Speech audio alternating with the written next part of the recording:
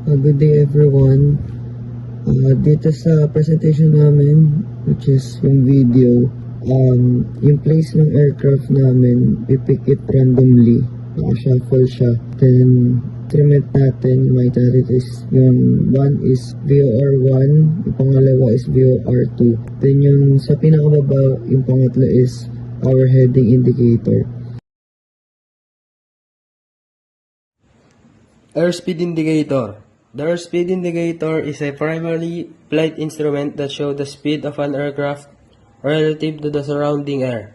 It helps pilot maintain safe speeds during takeoff, climb, cruise, and landing. So this is for the heading indicator.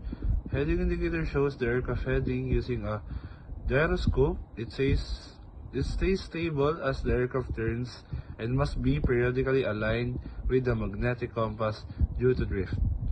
Sa heading indicator, makita natin doon na ina-adjust namin yung angle ng aircraft kung saan siya pupunta. Yung unang angle na pinili namin para makalapit yung aircraft sa ating VOR1 is the 100 degrees. Yun yung pinik namin na angle para makapag-turn ng slightly yung ating aircraft.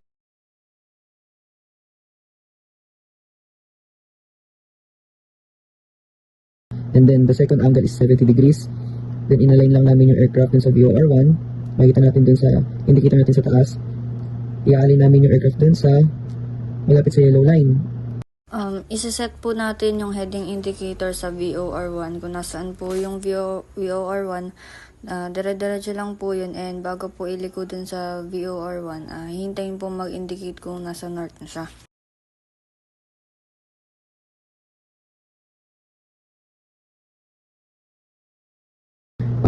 Purple arrow dun sa yellow line, which is our aircraft.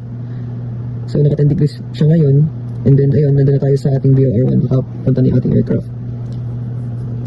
So yan, habang umaandar yung ating aircraft papunta sa runway, makita natin lumalapit yung blue line sa VOR2 indicator. Yung center, yun yung aircraft natin, na makikita natin na naka-center dun sa yellow line sa taas ng VOR2 indicator, which is our aircraft, na makikita natin doon na ma-align yung blue line, which is our runway. VOR or ILS indicator shows the aircraft's position relative to a VOR radial or ILS localizer. Focus on the vertical needle. If it moves left, the selected course is to your left. If it moves right, the course is to your right. The to or from indicator shows whether you are flying toward or away from the navigation station, helping you stay on the correct path as it shows in the video provided. The sky blue needle moves to left when the aircraft is heading west. Then change lang ng angle sa heading indicator habang umaandar yung aircraft. So change natin yung ating angle sa 300 degrees. So slightly move lang yung aircraft. Makita natin yung blue line na naka-align na siya dun sa center, which is the aircraft. Then makita natin dun sa indicator yung yellow line dun sa taas. Naka-align yung ating blue line, which is the runway. So slightly move lang yung heading indicator or angle sa 270 degrees. Slightly move sa aircraft hanggang sa mag-touchdown yung ating aircraft sa runway.